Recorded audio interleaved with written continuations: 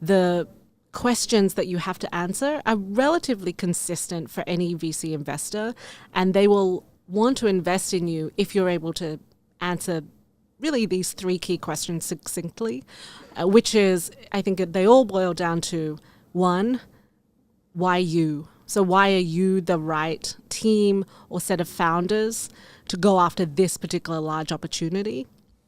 Two is, why now? So what has changed in the market, or how has the market evolved so that it's the perfect timing for this particular idea? And then the third is, how are you going to be building a category-defining company that will be worth multiple billions of dollars? That's Shan-Lyn Ma. She's the CEO of Zola, the red-hot e-commerce startup. And she's joined by Anu Duggal, a venture capitalist who just happens to be one of her investors. I'm your host, Patrick McGinnis, and this is FOMO Sapiens, part of the HBR Presents Network.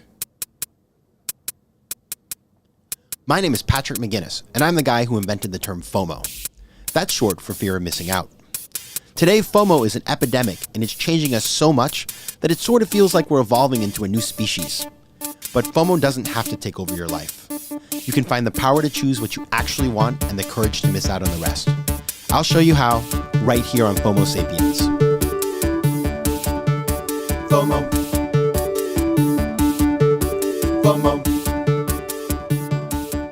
Welcome to FOMO Sapiens, the show where I interview people who are changing the world and ask them how they choose from among the many opportunities and options in their busy lives. The world of venture capital is all about the two foes, FOMO, or fear of missing out, and FOBO, which stands for fear of a better option. In that way, I like to think of it as the ultimate game of foes. See what I did there? And so I want to take you back to New Year's Eve. I found myself at a party in Brooklyn talking to two women, Shan-Lyn Ma and Anu Duggal, who had raised well over $100 million in the course of 2018. Anu had raised a new venture capital fund, while Shan, on the other hand, had just secured additional funding for her startup. As I was talking to them and I was sort of thinking, I think drinks should be on YouTube tonight, I also came to realize that if anybody knows how to play the game of foes, it is definitely them. So right then and there, I asked them to come on the show, and they kindly said yes. My guests today are Shan-Lyn Ma and Anu Duggal. Shan-Lyn is the CEO and founder of Zola, an online wedding registry that is one of the fastest growing e-commerce companies in the US. The company has raised $140 million and was named one of the next wave of unicorns by the New York Times. Prior to Zola, she held product management roles at Chloe and Isabel, Gilt Group, and Yahoo. She is a graduate of the University of New South Wales in Sydney, Australia, and the Stanford Graduate School of Business. Anu Duggal is the founding partner of Female Founders Fund, or F-Cubed, an early-stage fund investing in technology companies started by women that manages over $30 million. At F-Cubed, she has invested in some of the fastest-growing female-led startups nationwide, including Eloquy, Zola, Primary, and Thrive Global. She is a graduate of Vassar and London Business School. Welcome to FOMO Sapiens, Shan-Lyn Ma and Anu Duggal. Thanks for having us. Thank you. All right, so I want to start the show with the same question I ask all my guests. Everybody feels a little FOMO sometimes. What turns you into a FOMO sapiens? Well, I think I had a case of very positive FOMO growing up in Australia, which is, it felt like a very remote, isolated place. And I was reading about all the exciting things happening in Silicon Valley. The tech revolution was underway. I was reading about the growth of Yahoo and eBay and Amazon changing the world. And I felt like I was missing out on the changes that were affecting everyone's life. And I really wanted to be a part of it. And that's ultimately what led me to figure out, how do I get to Silicon Valley and how do I be a part of tech? I love it, Shan. That's a great answer, and it makes me think that when I was a kid, I had Australia-based FOMO because we had a movie called BMX Bikers, or it had Nicole Kidman in it. It was all about BMX. Yes. And I think I watched that. It was one of the 7 movies they had on HBO at the time, and so I probably watched it like 43 times. And I just wanted to go to Australia so badly. You were going to say that Crocodile Dundee made you want to go to Australia. No, no, it made me never really want to go to Australia. Actually, on that front, it's just a little bogan for my tastes. All right. And Anu, what is your FOMO provoking thought? Sure. So mine would be sitting in the office on a Saturday morning or afternoon in the height of summer, so call it July, and looking forward to a whole afternoon or a whole day of work and just sitting there at my desk thinking about what everyone else I know is doing, which is probably laying by the beach, either, out east or somewhere more exotic, always gives me FOMO. And, then you open Instagram and Yes. invariably, and maybe it's a picture of me, actually. Yes. You never know. And sure enough, there's Patrick on the beach. So now that we've defined that, these are problems which are very real. The struggle is real. I want to turn to Anu, your trajectory. So we've actually known each other for a long time. I've watched you build Female Founders Fund, which you started back in 2014 to address a market failure, the fact that female-led startups were being overlooked by venture capitalists. So tell me about how you made that discovery and what you have been doing to solve that problem ever since. Sure. So as you said, I started the fund in 2014. And prior to starting the fund, I had co-founded an e-commerce company in India.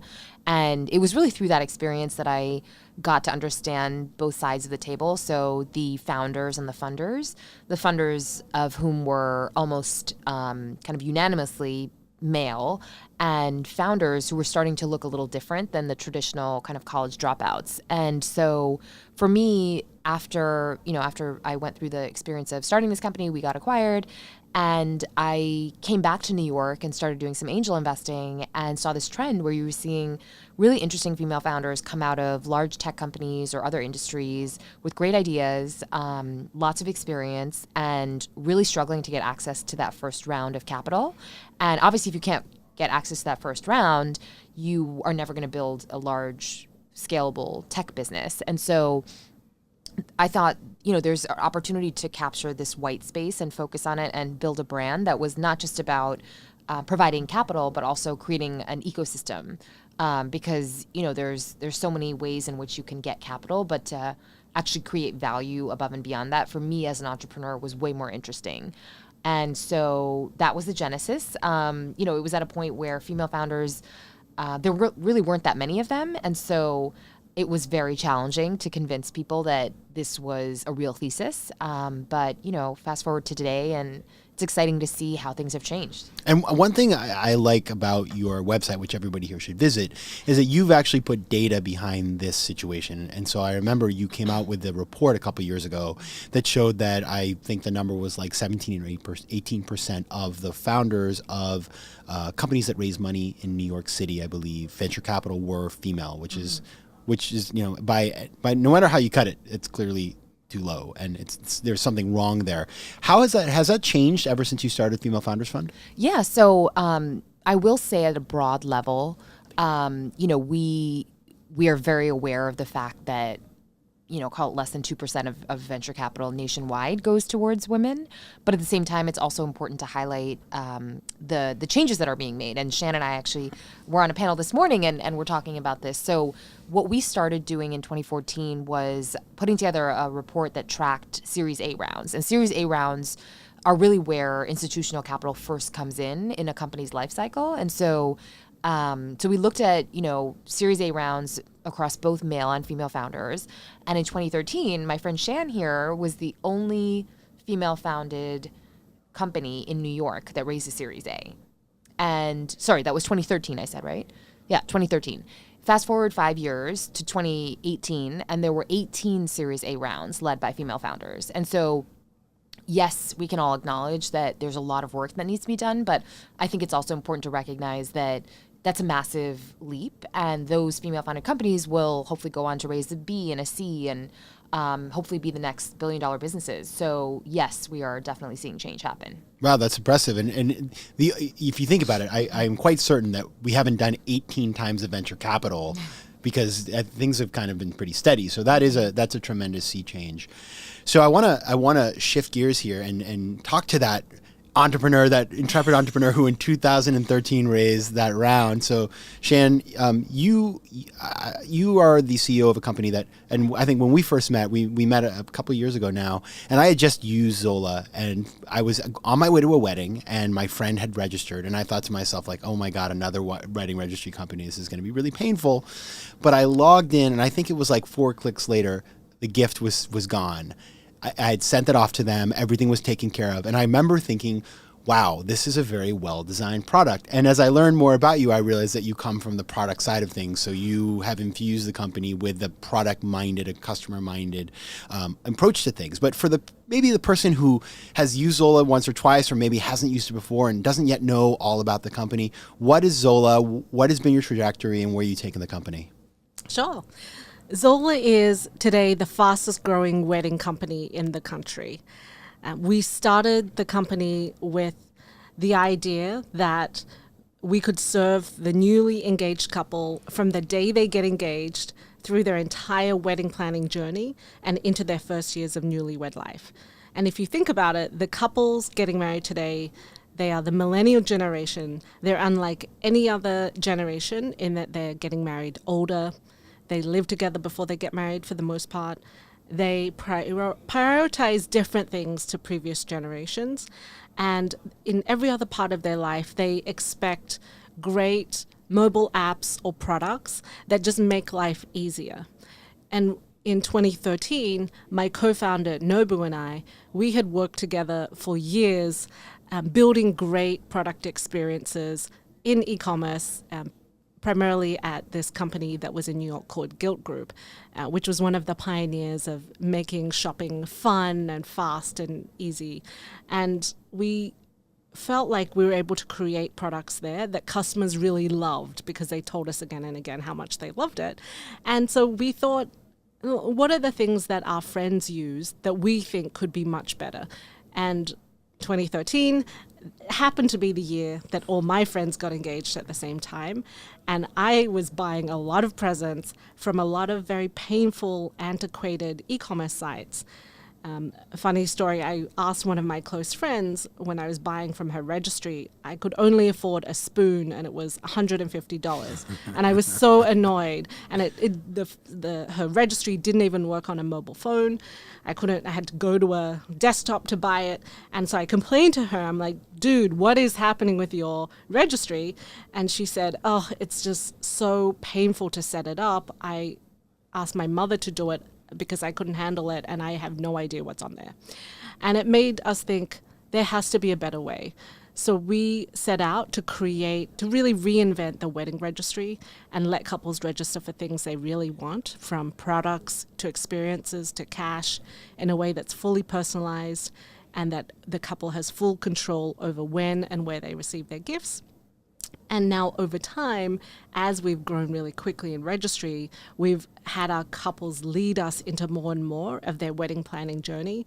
And that has led us to launch more and more wedding planning products to help couples plan that single day in a much beautiful, easier way.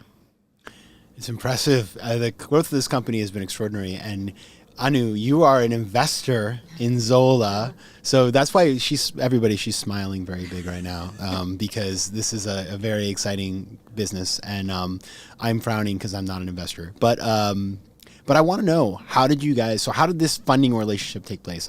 It sounds weird because funding relationship sounds very informal. You guys are also good friends, but you have a business relationship that's really meaningful. How did you meet in the first place? How did this whole thing happen? I actually have a very funny story related to how we first partnered with Female Founders Fund. So Anu started Female Founders Fund in 2014, which was a year after we had started Zola. And she reached out to us, to Nobu and myself, to meet very early on. We met, we caught up. We weren't raising at the time, so we said, okay, great to meet you. And what really stood out about Anu was that she was incredibly persistent at expressing her interest and desire to be a part of Zola. So the funny story is that I remember one time, I think as we were nearing our next round of funding, Anu texted me. I don't even know if you know this story. Oh, man, breaking news. Anu texted me and said, "Hi, Shan, it's Anu. When can we catch up?" And I have another friend named Anu. So I just assumed it was my other friend. And I replied, because I was busy with work, I was like, sorry, it's a crazy time right now, maybe in a few months. And this Anu, No FOMO there. female founders fund, texted back. I was like, yes, I understand. You're busy, but let's catch up. I would love to talk about investing in Zola. And then I was like, not my friend Anu, investor Anu. And I think what was funny about that was it just made me realize that she would really go above and beyond to be a part of our company. And if she was so relentless in pursuing and having that much conviction in Zola and having an excitement about our vision, that she would be relentless in supporting us and doing whatever it takes to make the company successful. And that was ultimately what made us really excited to have Female Founders Fund invest in the next round of funding that we did.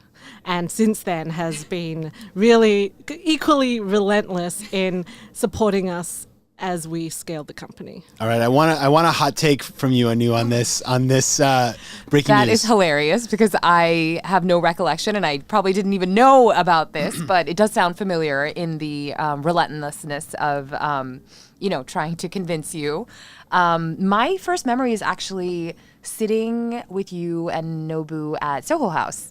And I remember distinctly sitting there and having this conversation because the company that I'd co-founded in India was Guilt for Indian Products. And I, for a period of time, actually ran our wedding vertical. And so was incredibly passionate about the space. And when I learned more about Zola, I was just, on a mission to make this happen. So it took a little while, but yeah, here we are today. I want to ask you about that because there is probably, if somebody's never been through this process and they're just an observer, there probably is this feeling that the power dynamic is like the VCs sit in their fancy offices and the startups come and like beg for money. But it's not that way. It can be the other way around where you are, first of all, anybody who's doing their homework as a VC is out there trying to find the next hot company. But also, once a company gets hot, you might have to fight your way in and claw your way into the deal. So like, is that, I guess when you think about that, how much, you look at your portfolio of investments and you have some very hot companies in there, how much of the time is it that they reached out to you versus you kind of tracking them and texting them and, doing what you do? I will say that's the fun part for me, is, trying to convince essentially a founder that we've developed something really valuable from a brand perspective and that, working with us makes sense. When I look at our current portfolio, our Fund 2 portfolio, I would say the companies fall into two buckets. One is, to your point, companies that are, known in the market and from day one had attracted great investors. The other actually fall into another category, which I think is also equally interesting, where, the founders, for whatever reason, were pitching a product maybe that other mostly male VCs didn't necessarily recognize as being interesting. And so I think that's where we really had an opportunity as female investors to identify industries or markets that hadn't really been tapped. We led the seed round in a company called CoStar, which is in the astrology space. And both my partner and I, Sutian, have been tracking astrology for a while and excited about it. And so when we met the founder, we immediately were like, you've built a great product. There's really interesting early traction. Let's see if we can make this work. And so it's been interesting to kind of... Did you chart out to see whether or not it was an auspicious investment to make? I'm serious. It was. No, because I would do that. Yeah. I mean, there are different ways you can use CoStar. I used it more for my, what my day looked like on that day versus the fund's day. But yeah, no, I think very much to your earlier question, I think a lot of it is about, kind of the companies that people aren't attracted to, which end up, I think, then going on to be really interesting over time. So it's very interesting because I think about another company in your portfolio, which is a company called Eloquy, which is a business that actually was abandoned by its corporate owner. It was part of Limited Brands. They got out of the space. It's plus size women fashion. And they just, for some reason or another, it wasn't working for them. Spun it out. And some investors might have said, well, it didn't work the first time. Why would it work the second time? You got in early, the very talented CEO, Mariah Chase, and the company was recently acquired by Walmart. And so that is a great example of, when you have a different perspective on the market, when you're not falling into the trap of FOMO and just running after the same deals as everybody else and trying to be in, and this is something that we see a lot in Silicon Valley, that is not just, that's not just a great business, but it's a great way to set yourself apart and find really interesting companies. Okay, so I want to turn back to Shan for a moment because you have raised a boatload of money. I mean, you said $140 million. That's no joke. That's a lot of work. Not only is that a lot of work, but then you have to figure out what to do with it all, right? And that requires you to manage investors. And how many series have you done at this point? Our most recent round was our Series D round. Okay, so you've been through it, a bunch of times. So here's the thing. My experience as a venture capitalist and looking at investing in different companies is that VCs love to have their options open, right? They look at a lot of companies and getting them to actually, especially in the early rounds, once you sort of proven, it's a little bit of a different story. But in those early days when you're like, you got a PowerPoint and maybe a basic product and you've got your CV and you've got your history, but you don't have traction per se, getting people to go from, just kind of having a conversation, but actually committing to you is the hardest thing in the world. I see this over and over again. And the one thing I always tell VC people looking for VC capital is just try to create some FOMO, get people excited about what you're doing. So when you were sort of in those early days of fundraising for Zola, like how did you create the FOMO that got people actually to get off the fence and stop equivocating and just say like, yes, we're going to be your investors, we're in on this? Having now done 5 rounds of funding, what I recommend to founders is to remember that this is a two-way relationship and a two-way deal. And it's not just about you finding money from anywhere, because there's plenty of sources of capital, but rather you want to find it from the right partner. And so, yes, you could potentially try to create FOMO, but ultimately the most important job that you have is finding the right partner for your company at that stage in your company's life cycle. And so for any process, whether it's early stage, mid stage, or growth stage, the questions that you have to answer are relatively consistent for any VC investor, and they will want to invest in you if you're able to answer really these 3 key questions succinctly, which is, I think they all boil down to, 1, why you? So why are you the right team or set of founders to go after this particular large opportunity? 2 is why now? So what has changed in the market, or how has the market evolved so that it's the perfect timing for this particular idea? And then the 3rd is, how are you going to be building a category defining company that will be worth multiple billions of dollars? And if you can answer those questions, and many times those questions are asked in 100 different ways, but if you can answer those 3 key things, I think you'll have a lot of investors wanting to invest. I love that you brought that up, because one thing that I always tell entrepreneurs is sort of convince me why your success is inevitable. And I don't mean that success is, obviously these are early stage ventures, the chances of failure are pretty high. But if you tell me that you're building a company in the media space because you love to watch movies, that is not good enough. You need to have experience. You need to have the people around you that are, like, and I think about your background with Zola. So you had worked at Gilt. You had worked in product roles. You had seen the problem as a user. And that's great. But if you had just seen the problem as a user and had never worked in a tech company before, I mean, there's an outside chance you'd be successful, but you came at it with all the tools you needed, and you had a co-founder, which is also really important in order to actually make a run at this. And so you were credible coming in. And I think a lot of people, and also you had worked, I mean, you had, it wasn't that you were, right fresh out of undergraduate. And a lot of people think that nowadays that all entrepreneurs are 22 years old. That's not true, right? Absolutely. I think actually the average age that I read in some studies that, the average age of a founder these days is between 38 to 40. So certainly reality is different to perception that we might see in the media or in the movies. But the other thing that was particularly important in the early days of fundraising around this question of why you or why me was that I had worked with a lot of smart people who saw the work that I had done and then were able to vouch for me in back channel reference checks or in saying, yeah, I know a lot of smart people who want to work with her again. And that was one of the reasons that investors were thinking, if smart people would want to work with her again, then that gives her a much better shot of building a great team and company and business. And I want to continue just one more question for you, which is that I know I've heard in previous interviews you have that I believe 50% or more than 50% of your management team is women.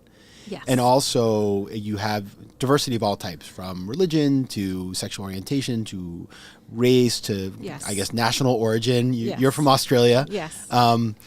How do you, we live in a city that is very diverse, which is New York City, but a lot of times people think of the technology world as being kind of monolithic. Mm-hmm. How do you, first of all, find a diverse team, and how do you, in your culture, especially in a culture, sometimes people say we hire for fit. Fit kind of is code word for people who look like me. Mm-hmm. So how do you create a culture in which people kind of just automatically get that diversity is something that makes the team better and actually work that into their hiring habits? So diversity is something that we talk about regularly within the team and within the company as being one of the most important values at Zola.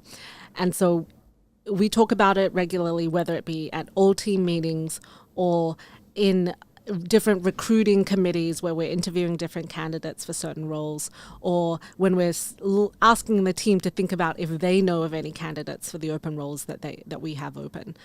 So first and foremost, I think it's even just mentioning that this is very important to us, that we need to work on it as a team. That raises, I think, the awareness in people's minds that we are living it. And then the other thing is thinking about what are the programs that we can participate in if there's some areas that we don't think we have full diversity. So as one example here, there is a program that we participate in called the Teak Fellowship Program. And this, every year for a couple of years now, we've had interns from underprivileged backgrounds come in and work at the company for the summer, and they are fantastically smart interns. And I think that gives us a different dimension of diversity that we all appreciate a better from or having at the company. And then we also talk about it and we say this is one of the reasons that we're doing it, because it brings more diversity, and we know that diverse teams deliver better results as well as a better environment that we all want to work in. I think another example of this that we're participating in for the first time this summer is Unusual Ventures has an unusual intern program where they have interns coming from historically black colleges and universities that they will bring into a number of different tech startups in the engineering team specifically. And so that's something that we're participating in this summer, excited to bring an additional level of diversity to our engineering team. That's very exciting. Yeah. So Anu, now that we've been talking about Zola for a little bit, as venture capitalists, and we've all, I think, invested in, I think, Shan, you've also invested in startups as an angel. We've all been down this. You've been really active the last couple of years. So when you have a company like Zola, which has taken off and has done really well and is just, really fired on all cylinders, you must learn things that you can take with you as lessons about, when you look in future opportunities. So I'd love to hear what you've learned from Zola and from Shan. And then on the flip side, you don't have to name any names, but maybe in one of your less successful investments in the past or something that was a failure, what you learned and how it has served you as an investor going forward. Sure. Great question. Multifaceted. So I'll start with Zola. I think we have done quite a bit of consumer investing. Our portfolio, both in Fund 1 and Fund 2, is roughly 60% consumer and the rest enterprise and marketplace. And when you think about the consumer audience, I think one of the things as investors we love to see from day one is the network effect. And, it's very much a cliched term, but when you think about what makes a business like Zola really interesting when it works for investors is that for every wedding that you add successfully to Zola, you have an inbuilt audience of, call it 150 to 250 people. For an Indian wedding, probably more like 400 people. But you have all those people who are touching the product and having a beautiful product experience. And there's no better marketing tool than that. And so I think that it's very unusual. And having seen it in Zola, it's something that, we're always trying to find. But anything that enables you to pre-sell to your customer base without having to spend money is incredibly valuable. I would say, the second part of your question around startups that haven't done as well, I think a lot of times that happens because you're undercapitalized.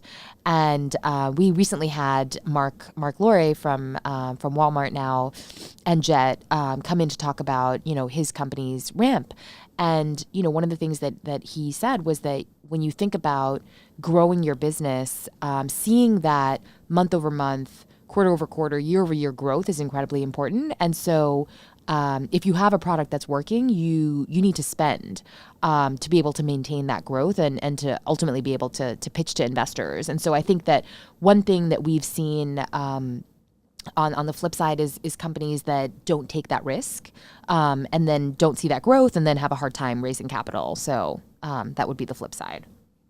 Very sensible. And as I listen to this, the thing that kind of, as I'm looking around the room at the two of you, and we all know each other professionally and socially, what I guess my takeaway from this conversation has been the fact that this is, I talk about playing the game of foes. It is a game in a sense, but if you play the game right, you can play the game over and over again with the same people. Like, I have no doubt that, whatever your next venture is, Shan, you will partner with Anu, and we will all maybe potentially look at opportunities together to make side investments. Who knows what it is, but it is important to remember that this is not one time around the block. In fact, everything that you do is a summation of all of the experiences you had, and if you play right, and if you play well and ethically, and with a high level of execution, you can integrity, you can continue to work with the same people over and over and over again. And with that, I want to come to the final question, which is, this is the show about finding the power to choose what you actually want and the courage to miss out on the rest. And you two are doing things that I bet a lot of people who are listening to would love to do, being an investor or being an entrepreneur. So what advice do you have for our listeners if they're interested in pursuing a path such as yours? When I was first thinking about starting Zola, one of my good friends who had started a successful company and then sold that told me, whatever you pick, make sure that you are ready to commit at least the next 7 to 10 years of your life doing nothing but this, living, eating, breathing it 24/7. And if you're not, then perhaps think about what is it that you would rather do. And I think it's such great advice, because the most valuable resource any of us have is our time. And it really is a 24/7 job once you are in a startup and founding a startup. And so I always encourage everyone to think about what is the one thing that you would be really excited to think about every day, every morning, through all the ups and downs for at least 10 years of your life. And that's if everything goes well. It's so true. And you're in year 6, right? Yes, going into year 6. And so now that Zola's everywhere, by the way. If anybody who lives in New York City, go on the subway, or if you have Hulu, the ads are on Hulu, very catchy theme song. Or Zola.com. But you see this now and it's everywhere, and you sort of like, oh, this is an overnight success. No, it's not. You've been working at this for 6 darn years. Yes. That is, there are people, like babies that were born that now are on soccer teams. that were in that period of time. Yes. So it's no joke, but at the same time, obviously, it's going well. So I'm sure you feel energized, although it's not easy. You work very hard. Right. All right. So Anu, I'm going to throw you the same question. Advice. So advice for people who want to start something. So I think for me, the advice would be really simple, particularly for those people who, have been thinking about doing something for a while. I think you have to start. There's always going to be an excuse in terms of, if only this happens, if only I got my bonus or I get promoted or maybe my spouse gets a bonus. Like there's always going to be a reason to delay trying to figure out what you want to do or starting a venture. And I think ultimately the biggest risk you have is that you fail. And if you fail, you have, from a career perspective, other options. But I think having the regret of not starting something is often that regret outweighs the actual act of trying something. So my biggest piece of advice is just do it. Yeah, maybe you even do it as a 10% entrepreneur. Yes, that's always a good way to get started if you're afraid. That's how I started. But you're right. There is really, as I talk about often, you can get going for very little money.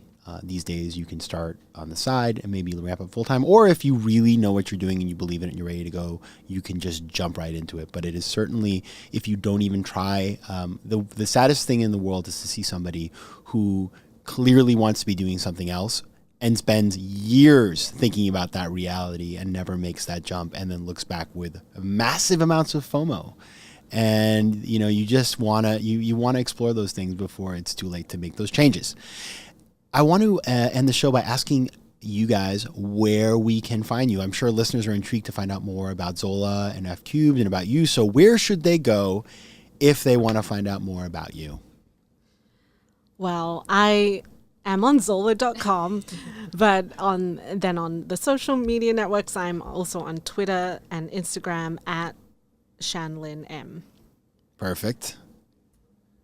And we're at femalefoundersfund.com and on Instagram, Anu Duggal NYC. Well, thank you very much for coming today. This has been a really exciting conversation. I feel like I learned a lot. I mean, I thought I knew you too well, but now I know that there's another Anu in the equation.